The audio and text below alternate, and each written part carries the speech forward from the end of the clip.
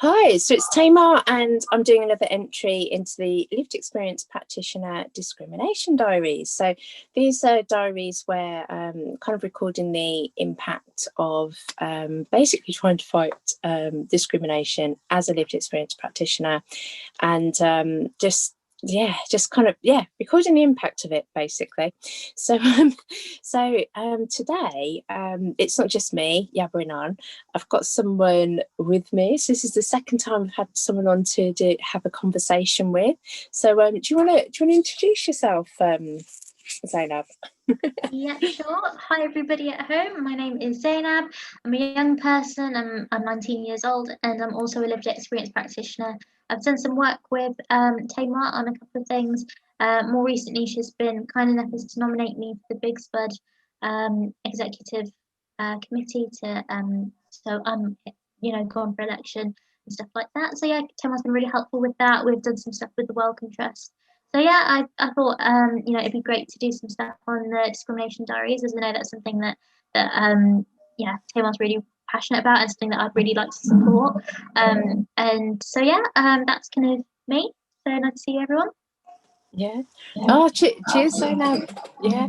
So I mean, we've ended up doing this video because essentially, obviously Zaynab's up for election and I've kind of nominated her. So we're thinking about doing some like little Twitter video for people, send that out, and then also like a little interview as well.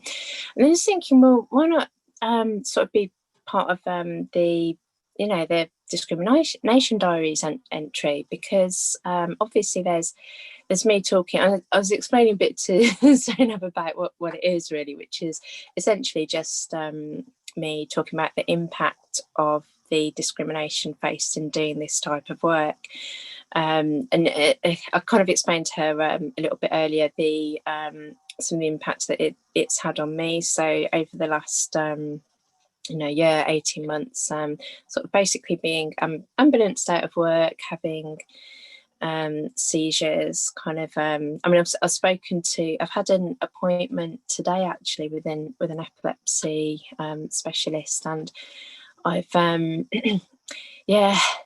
Oh, do you know what, Zainab? It's it's quite this is quite difficult actually, because of all the ways that it's impacted on me, this is I suppose one of the most difficult, because obviously my mum and my brother died during seizures, which I kind of often mention. This is why it's probably had so much of an impact on me. But there's something about the medication that I take is lamotrigine.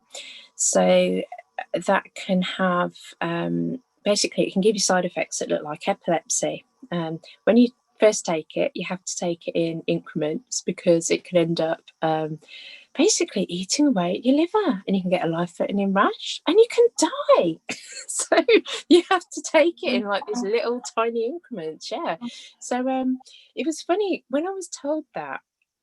I remember thinking, oh my God, and then I thought, oh, hang on, I remember my mum getting some sort of rash and allergic reaction to medication. So I didn't remember which one it was, but I'm pretty damn sure it must have been this lamotrigine. And the funny thing was, it was back in the 90s. So it was early 90s.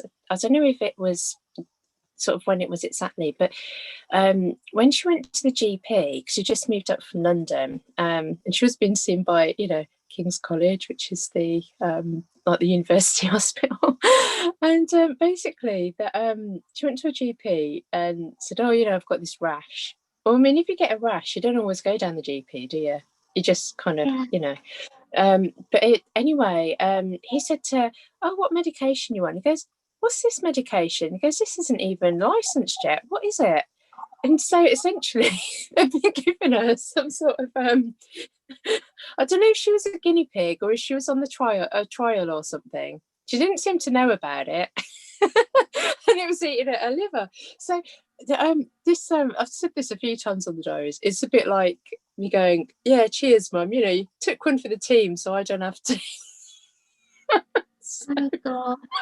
That is so bad. They shouldn't have done that. That's really bad. I know, that's awful. I mean, I don't know exactly. I mean, I don't remember what the medication was called, but it just, when you add 2 and 2 together, now I might be getting 22, but, she did get a rash, and it was to do with her liver, and she was on medication that the doctor didn't know what it was. And then when I looked up lamotrigine, I think it was only sort of licensed in the early 90s, so the time frame would fit. So I don't know, but either way, the funny thing is, I can get side effects that are what I'm experiencing at the moment. However, when I described my symptoms, the specialist thinks that it's potentially migraine related. So what they've done is they've upped the lamotrigine, and then I've got some migraine medication to take as well. So essentially, if it's migraines, this is another symptom that I'm getting from all the stress and the impact of the stress. So, not happy about that. But the other thing I'm not happy about is if it's the epilepsy that is out of what am I saying?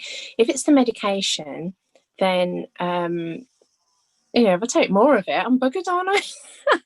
So, it's not great. But the thing is, all of this comes from is stem back to the impact that this stuff has, and that the stress. So it was one thing that I was because we're just going to have this like free flow conversation. I've just been yabbering for ages, but one thing that I was thinking about was like, I'm old and jaded and I've been doing this for over a decade kind of thing. You're kind of like new to the party, and you're kind of like more, I think people are often quite different when they first start. There's more sort of fresh faced and what have you.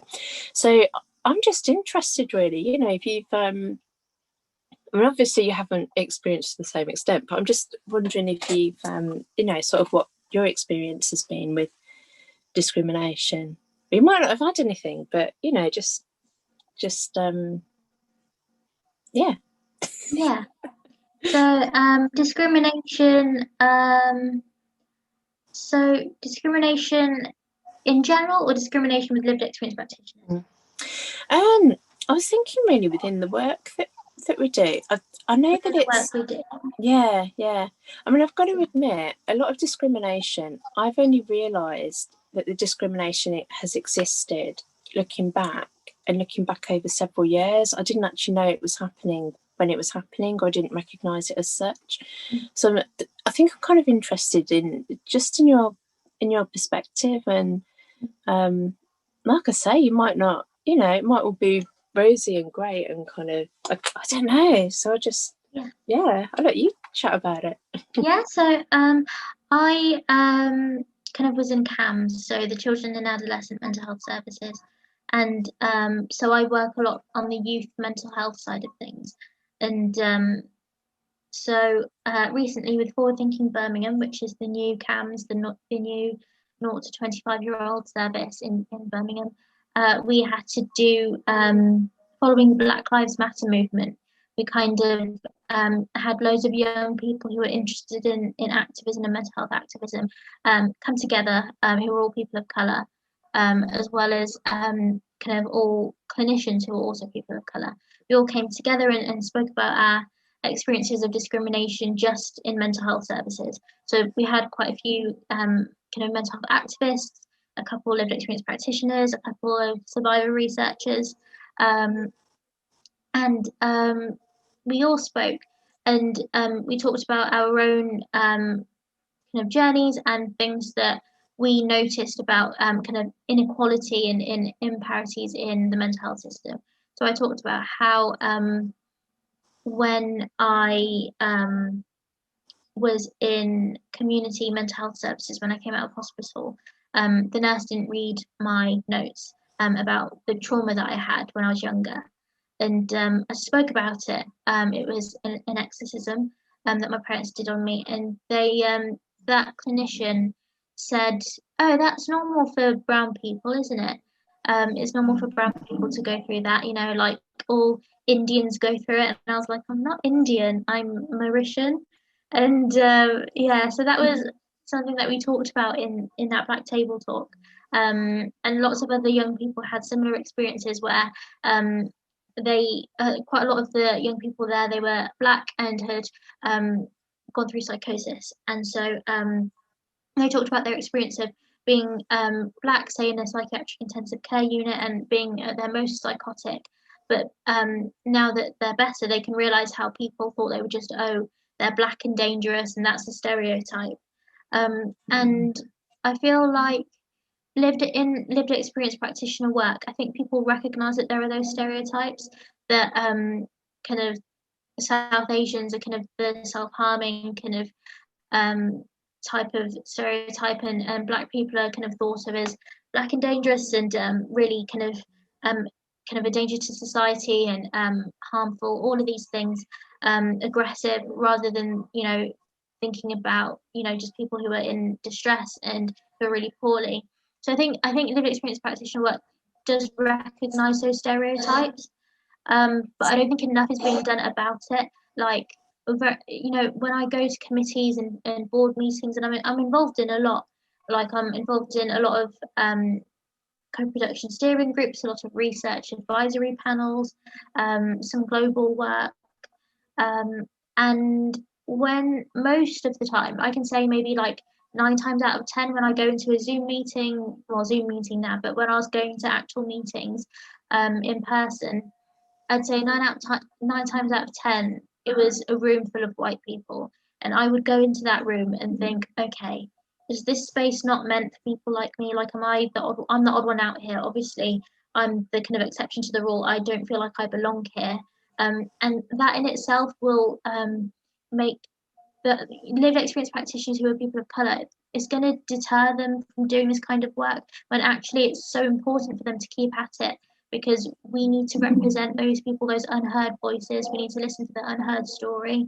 And that's something that is so important about people of colour when it comes to lived experience practitioner work. It's something that needs to be highlighted more in this kind of industry. And it doesn't help when we go into committees and meetings and we're the ones who are the odd one out. Like, we're the people of color who, people do, like, I feel like at least in youth mental health research and youth mental health kind of as an area, we are valued as, our perspective is valued. There's just not enough of us, and that's not because of people kind of not it's not because of the facilitators and participation leads. It's not because they're doing not making us feel welcome. It's nothing like that.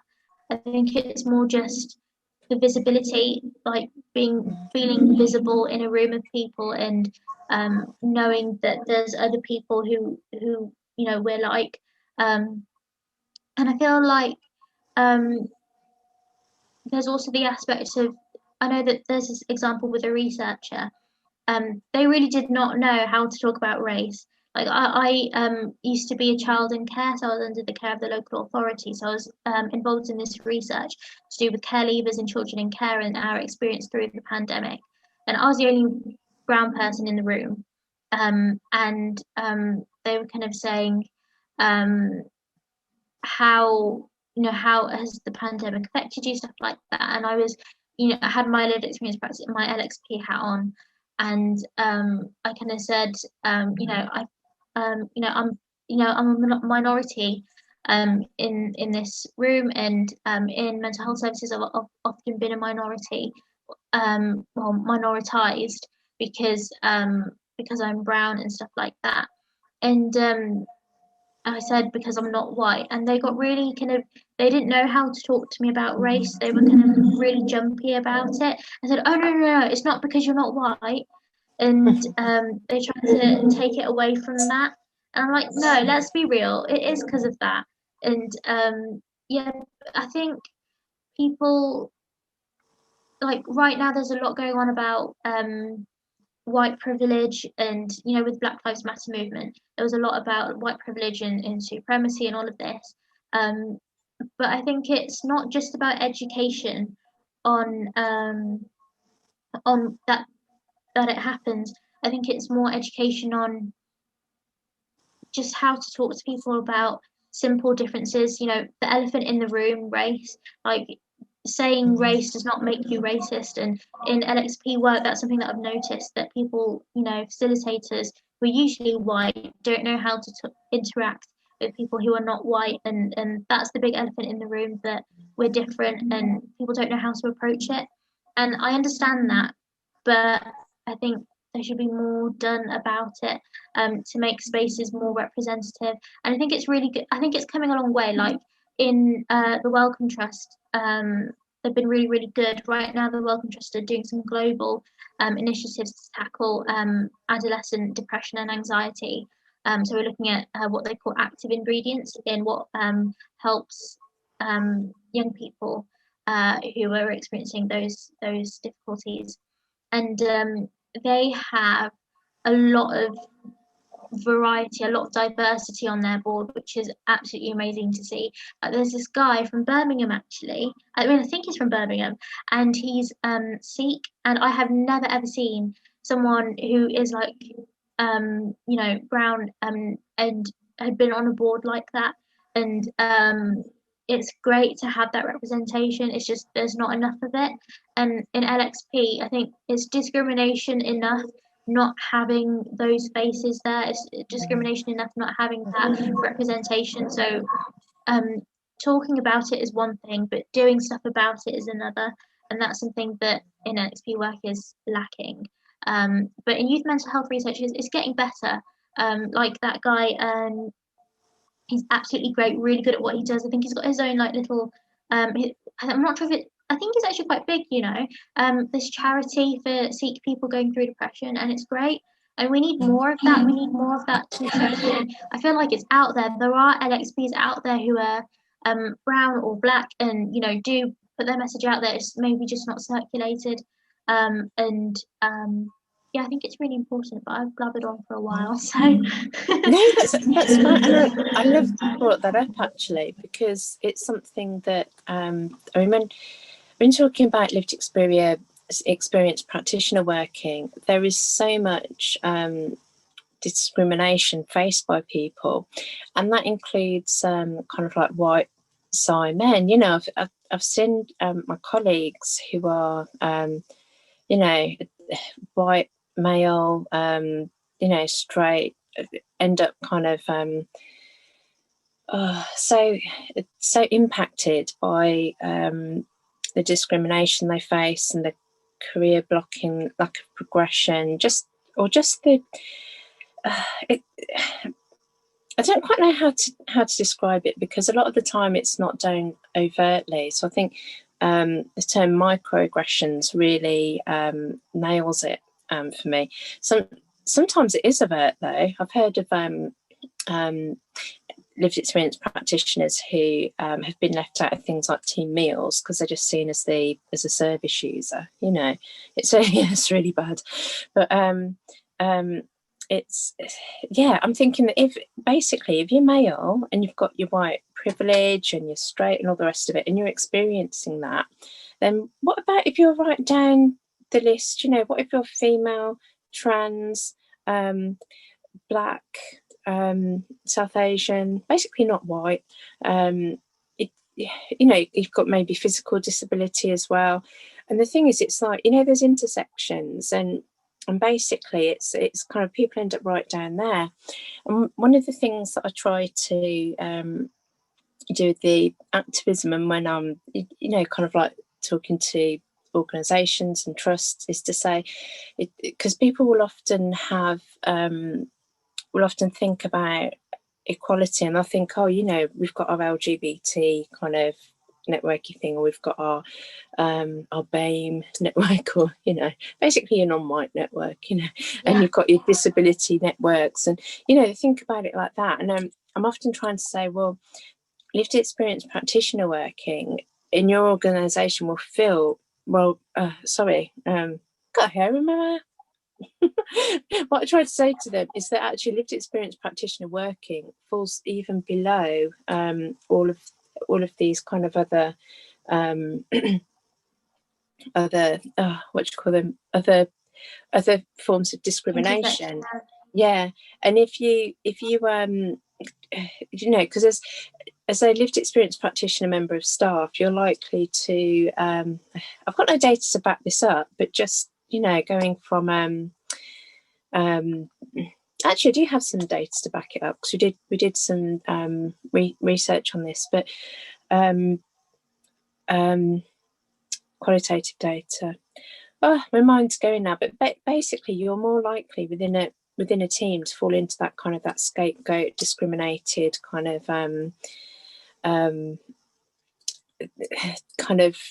kind of position, probably even more than sort of other people who are seen as being clinical workers, or being trained or professional. It doesn't matter if you've got, you know, kind of qualifications yourself, which is something that a lot of people have said. You know, suddenly my qualifications, there might have been a social worker, there might have been a nurse, there could have been anything, you know, but when they do that lived experience practitioner work, suddenly that's not seen. They're just seen as a service user, you know. But what I'm trying to say is that if lived experience practitioners fall below that, if you're then a lived experience practitioner of colour, or from a non-white background particularly, I mean, basically they're you know, you're kind of screwed. But even to the point where we've barely got any lived experience practitioners who aren't white, and part of that, I think, is because if people who are white, who are straight, who are you know, who are male, who cisgender, you know, whatever you want to call it, but if people who are seen as having a more of a privileged position are struggling to be employed, to get work, to be treated well, then what hope has anybody who is, you know, has got lesser forms of privilege?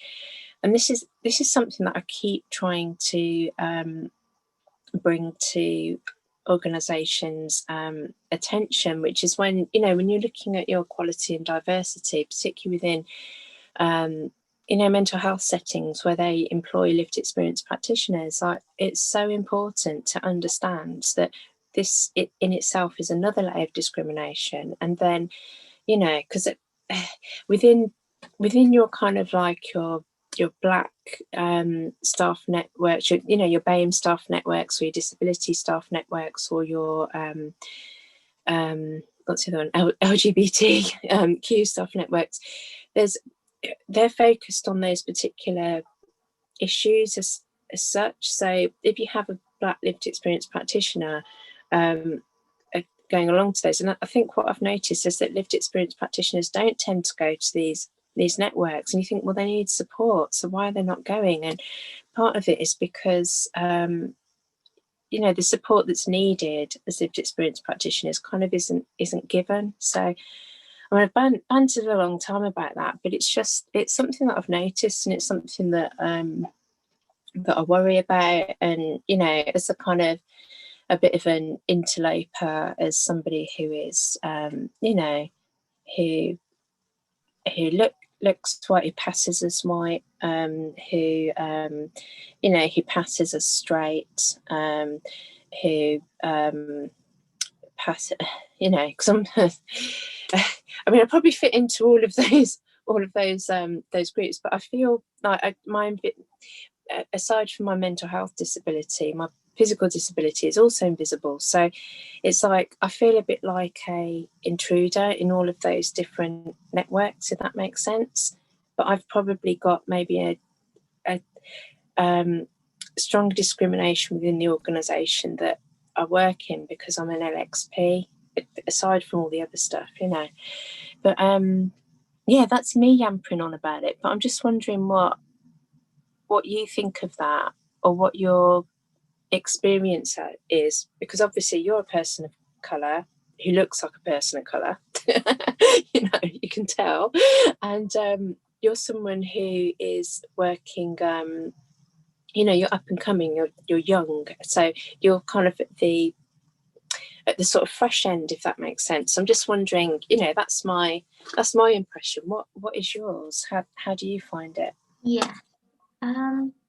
So I find that being, I think it's quite different actually from, I think because of my age, it's slightly different. Because I think I get an advantage because I'm younger and because I work with youth mental health services rather than adult services. I probably get um, looked after a bit more and kind of nurtured and taken care of. I think that maybe if I were over 25, maybe it would be slightly different and I would have that really um, horrible kind of discrimination in terms of kind of it being really overt and very well the opposite of microaggressions and it being really obvious to me that actually I'm not on par with like it's not seen um, as a practice, like LXP isn't seen as a practice. So I probably would feel that more if I were over 25, but I think because I'm younger, I'm kind of yeah, looked after a bit more.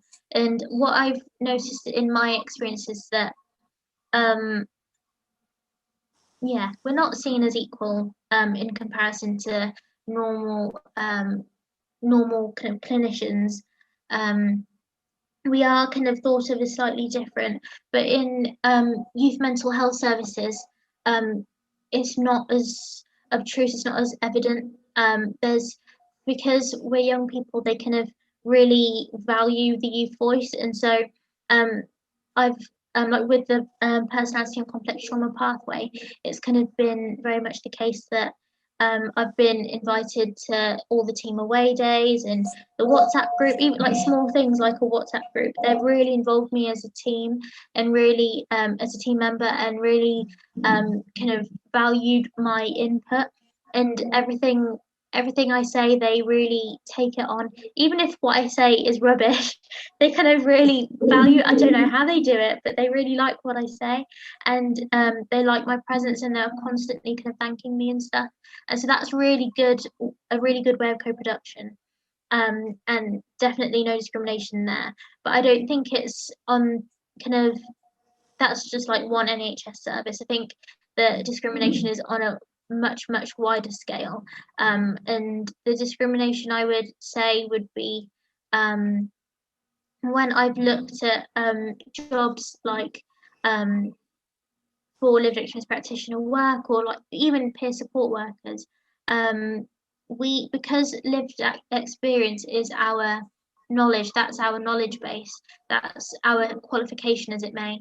Um, it's not seen as just it's not seen as important because we've been through it, we haven't done a degree in it, and we haven't like you've done a master's and stuff, but like as a young person, I just because I um, have that experience. That's my only qualifying factor, and I'm really yeah, I'm not the same, but I can't say that I have experienced it as badly as I could have done if I were an adult. And the only thing that I've noticed mainly is that um, how people don't have that um, just don't know how to talk to me about things like they'll the facilitators won't know how to talk to me about brown people's mental health because they can't say, "Oh, you're a brown person. Tell me about brown people and how they experience mental health difficulties." Because kind of political correctness won't allow them to.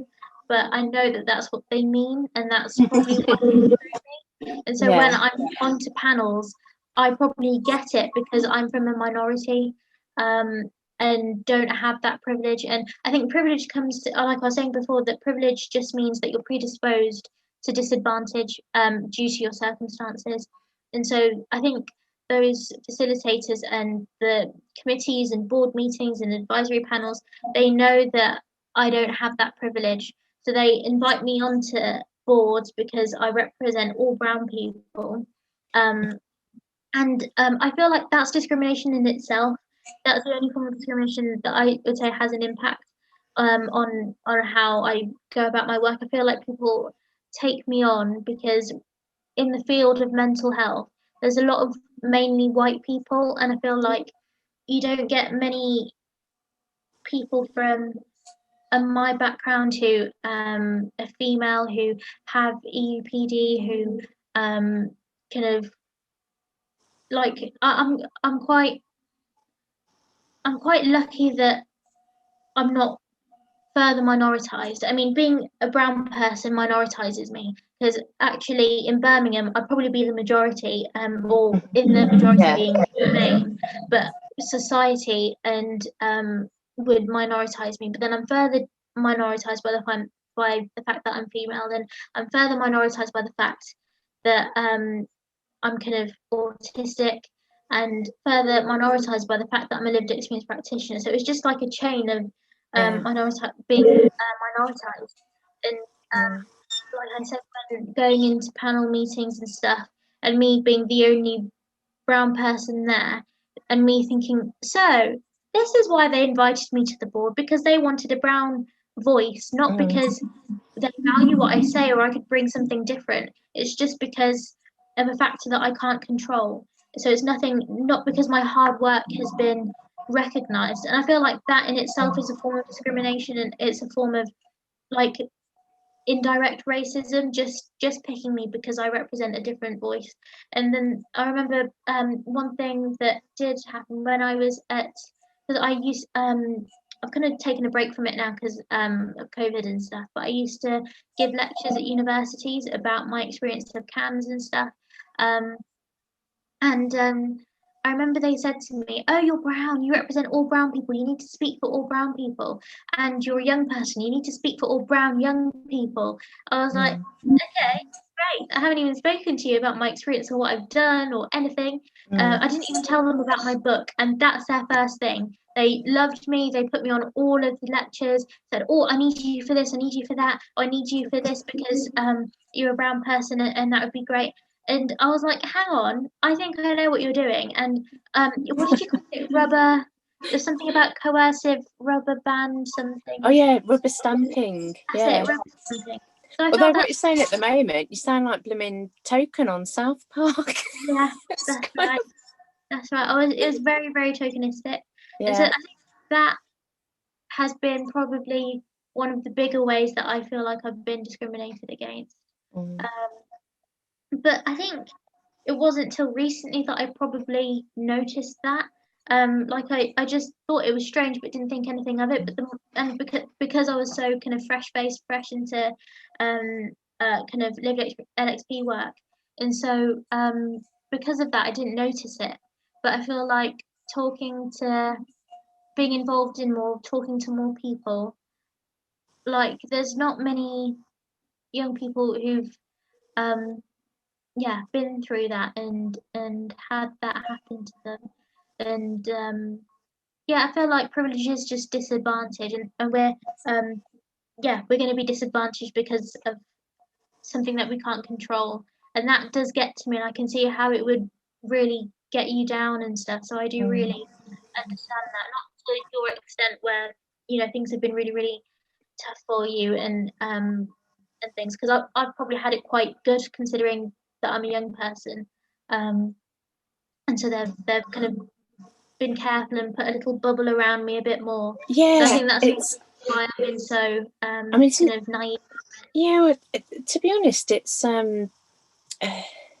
I suppose that they're different experiences, because I think with anybody that does this work, it's almost like I kind of even hate the term journey. It makes me want to roll my eyeballs because I hear it so often.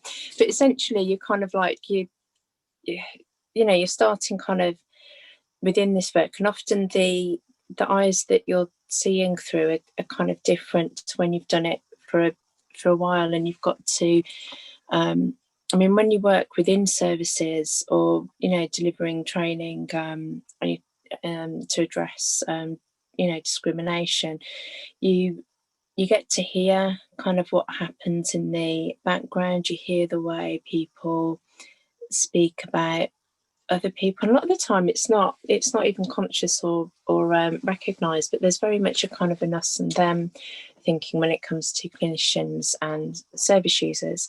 But or any mental health staff and service users, there's a big divide. So when you come into the team and you're working and you're open as that, you definitely are kind of on the receiving end of something that, when I first joined, because I'd worked previously in either within experience, I'd worked within experience, a lived experience-led organisation, so I didn't get that within the organisation, obviously. And prior to that, I'd worked within kind of commercial research within the arts sector, as a research officer, and I was very much, things.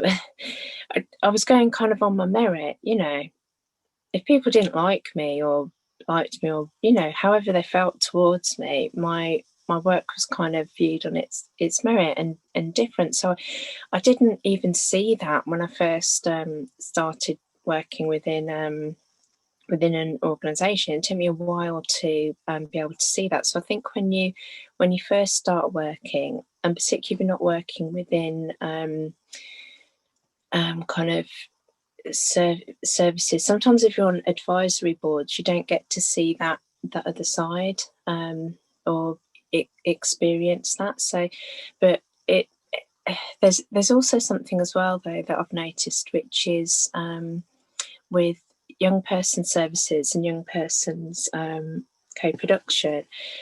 From what I don't know much about it, but from what I've seen and heard, it's a lot more progressive, and people are treated probably quite differently in youth mental health services. It's probably a more positive experience than in adult mental health. So I don't think it's just down to, I know you're saying, it could be because, just haven't,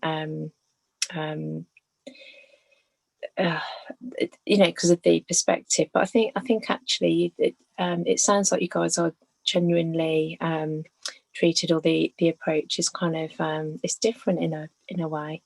So but that's interesting, because that means that organisations can potentially learn more from kind of youth mental health services and the way that people are treated, and hopefully apply that back. The other thing I was thinking of as well, though, is that might in itself, the way that things are done within youth mental health. So what am I trying to say here? I think, when you're not working, or you're at school, or you're not kind of doing a job as such, or you don't need to support yourself, or you haven't, you're not in receipt of benefits. So basically, you're still a young person. For most young people, they're not having to deal with that side. So I think it's something maybe that you notice more when you're when you're working sort of within adult services, and you've had like a longer period of time where you're trying to take care of yourself. So I'm just thinking that if I go back to when I was kind of, I don't know, 16, 17, 18, 19, I was used to either earning nothing, because I've been at school, so when I started earning something, that was great, kind of thing. And what am I trying to say? You kind of, it's almost like like if you've only ever eaten at McDonald's, and if you have a hamburger, that's like the normal meal, but you're really splashing out if you have a Big Mac, kind of thing. So when someone comes up to you and they say you can have anything you want, anything in the world, what do you want? No expense spared. And you say, oh, I want a Big Mac, but like, you could have anything. You could go to a Michelin star restaurant and have Heston Blumenthal and Jamie Oliver and I don't know, whoever else. You could get them all around cooking for you and cooking like a massive feast. But if you don't actually know that exists, you can't ask for it. And it's like, I'm thinking with the lived experience practitioner working within adult mental health services, that we then see the disparity like you say, of how our knowledge is valued and how others' knowledge is valued, and and that's reflected in pay, because you essentially you're valued according to what you get paid. And it's been when I think very recently I've seen a job advertised that was in patient involvement, and it was literally like twice what I'm paid, but it was asking for somebody with a degree. And when I looked at it, I thought, do you know what I do now, or the level that I work at, it's higher than this. However, that was counted as an entry level job. It's at a university, but it was paying twice as much as someone kind of here. So I thought, well, it's just that helped me to see. And essentially, it brought it home to me when a friend was saying, talking about jobs that are out there which are paying, I don't know, 19, 20 grand or something. Just saying it's like bloody kids' wages, because that's what you expect to earn when you're coming out of school. But then you do expect that as your experience gets more, or you get qualifications, or whatever you want to call it, you expect that to go up. So it's definitely one of those things where you're talking about, you go along to something and people see a brown face and they don't want to ask you about what you've done. It's like, represent the brown side, but you're more than that. And I mean, all of us are more than just whatever we're packaged up in, kind of thing. But I was thinking as well that you're not just a kind of brown face. There's lots of brown faces, in lots of different cultures. And when you say that you're Mauritian, I've only met, that I know of, about sort of, I think, 3 people from Mauritius that I can think of. And I know you're saying sort of all South Asian brown faces, but people, it seems as though the culture is very different to if you're from Pakistan or India. And then if you're being asked to represent all brown people, and I don't know. I'm just thinking that you're almost like a minority within a minority when you think about at least in the UK. So I'm just wondering how that feels or pans out, or I think so.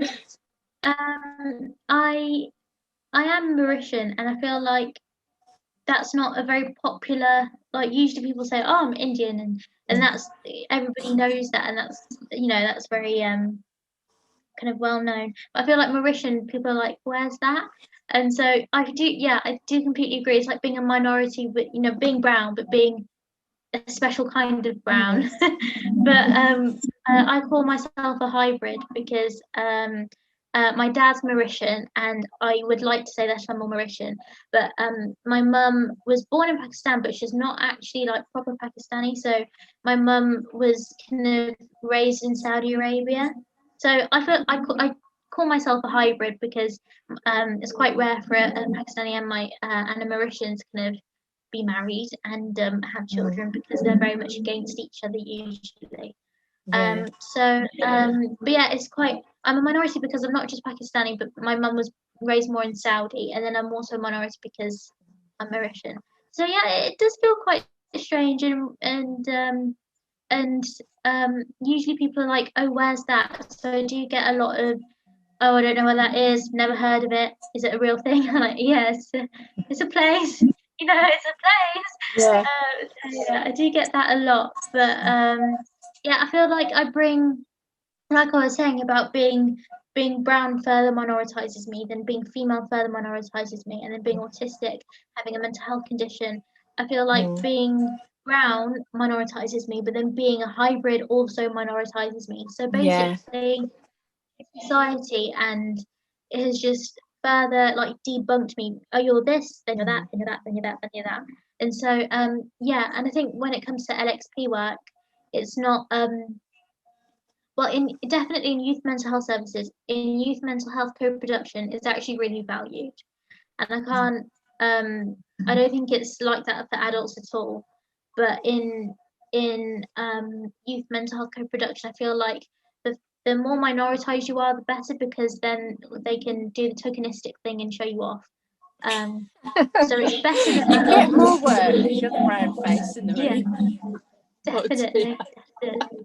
So it's better than adult services, but it's still tokenistic. So we have a long way to Yeah. go, but it's definitely better than all the experiences that you've had with the kind of adult side of kind of being working in services and stuff. Yeah, it's one of those things though where obviously I've been doing sort of it for longer, and also I suppose I'm connected in with the kind of survivor movement and activist side, which when you start, I suppose it's like critiquing a lot of involvement and trying to get beyond tokenism and sort of talking about co-production and sort of what that means, and partnership working and sharing power and all the rest of it. I think suddenly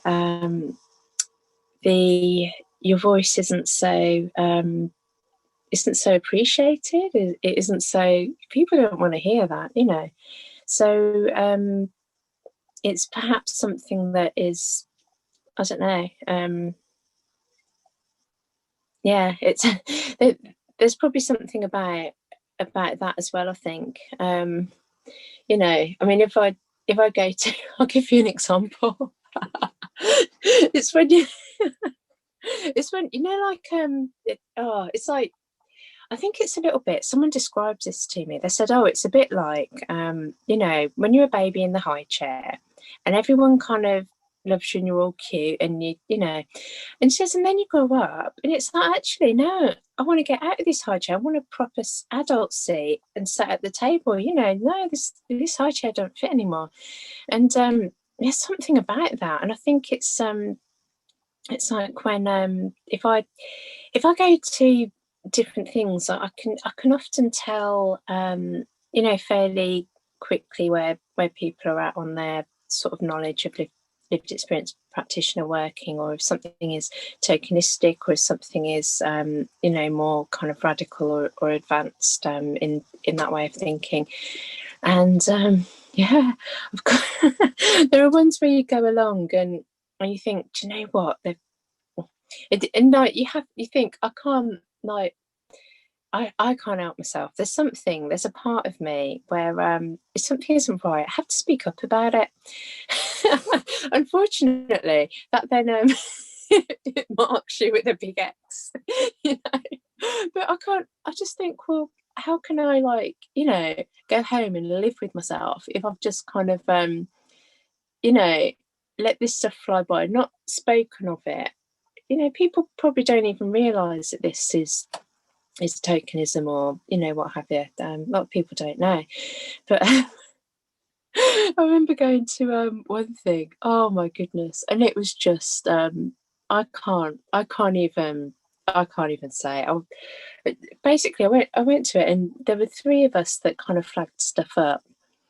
And it was so, basically, I was so wound up when I left. I just thought, I can't go back to that. I cannot go back. You know, that is just, you know, so it's on my high horse galloping round about it and spitting feathers and whatever else you want to say. And then, because it was kind of like one of these commissioners kind of co-production groups. And basically afterwards, before we were going to be allowed to go back to one of these groups, we were called to the summoned to the commissioner's office. Really bad in it. I didn't go in the end. The other two went. But it was like, the problem is that when you it's difficult when you like speak up about stuff. You're not particularly, you know, you won't be particularly liked in a way. And I think a lot of people who do this kind of work, they're either, I think there's a lot of people who are, you know, they're happy to be involved and they're happy to you know, so that which is great, you know. the problem is that when there are kind of underlying issues or cultures that need to be questioned or challenged, it, you know, that won't happen unless people speak up. And I just feel like, well, when I've received education or understanding from the survivor movement, I've received education understanding from the masters that I've done, from the research that I've done, and I just feel like I'm not, I don't know, like how can I not speak up, when that isn't being said within a room. How do you let that stuff fly by if you understand it or know it? There might also be a question around, actually, how do you speak up without getting without ending up being ambulance out of work eventually, because you're just like doing your nutting, but it's difficult. I mean, when I saw that public engagement work, I thought, oh, why don't I just go and do that? It's using the skills that I've got, etc., etc. But then I realised that when it's not lived experience practitioner work, you're not working from that lens. It takes me further away from something that I've worked really hard to have, working experience, to develop. I say develop my career, but it's been more about kind of being trained, educated. There's been a huge amount of time spent. I think if career was the first part of my focus, I'd have left and not done it ages ago, But there's something about, I think they call it like the sunk time fallacy or something, where you spend so much time on something you don't want to give it up. So I'm kind of in that kind of area at the moment, I think. But that, honestly, not still sounding like oh, this is so awful. However, what I would say is that you often need to, people need to do stuff. Like there are activists in the 80s who've gone through stuff that has meant that I can be where I am now because they've put that effort in. And the thing is that I wouldn't want to. I wouldn't want to sort of encourage people kind of falsely to do LXP work. It's fucking hard work, and that's just. I mean, the work itself is amazing when you're able to do it. The hardest thing is fighting to be allowed to do it and to to work to your ability. But it's not just working to your ability, it's working to what helps, to what some people need and what some people want, But the thing is, for other people, like 20 years in the future, or for young people coming up now, that, things will only change as more and more people work towards it. So it's not something where I'd ever want to say to you, oh God, Zaynab, and try and force my experience of it on you, because my experience will be very different, hopefully. Like, I hope that when you get to my age, because let's say I'm like, I don't know, double your age maybe, or something. Oops. However, like, I hope that when you get to that stage, actually things will be much different and much better, and that you won't have to go through what some other people have been through. Like, I mean, in the 80s, when people were basically fighting for the right to even be sort of heard at all, there wasn't this patient involvement and stuff, so they just had to fight for that, and now we're fighting to get a bit further than that. So yeah, sorry, it's kind of a bit dark, hasn't it? It's all good. Yeah. No, it's all good. But well, on a happier note, Yes. even though you may not feel valued, I know that all lived experience practitioners and people who have worked with you and myself really truly value your input and your contributions towards LXP work, and and hopefully one day we are currently working towards a day where this doesn't have to be a thing that we have to debate about, that we don't have to have the discrimination diaries, because it's already a place where that isn't even a thing, because it's just so deeply ingrained that it works really well and works completely fine. So we will, until then, we'll keep doing the discrimination diaries, we'll keep doing this, and work is truly, truly important, and it needs to be heard. And yeah. Oh, thank you, Zaynab. Do you know what? That's so lovely for you to say that. Thank you. And yeah, I absolutely hope so too, that there will be a point where discrimination diaries are not needed, you know, and yeah, that would be amazing. So here's to that day. definitely. And you know what? Thank you so much. Thank you so much for you know, kind of being part of the discrimination diaries, because we did a Twitter video, we've done a sort of like a more of a proper interview, and then we're like doing this kind of like bantery chat thing. Thank you so much. And yeah, I've really enjoyed nattering with you. I'm glad. So I thank you for giving me this opportunity. I think it was such a good idea, and we've done pretty well. 3 videos in one evening. I think we've smashed it. So look at us being productive. So no, I think we did brilliantly, and thank you so much for having me and featuring me on your discrimination diaries. I really enjoyed it. So honestly, no, thanks is to you. So that's okay. There might be like 2 or 3 views of this. Because I am not a YouTube heavyweight. I can give it all that on Twitter. My YouTube is not, you know, is a bit lacking. But you know, I think these are still really, it's really important to capture this stuff, and you know, it's kind of I think about it almost as like kind of research data being captured and people chatting about stuff, and you know, having our own stories out there. And yeah, anyway. Really lovely to chat to you. So thank you so much, Zaynab. Thank you. Thank you. Cheers.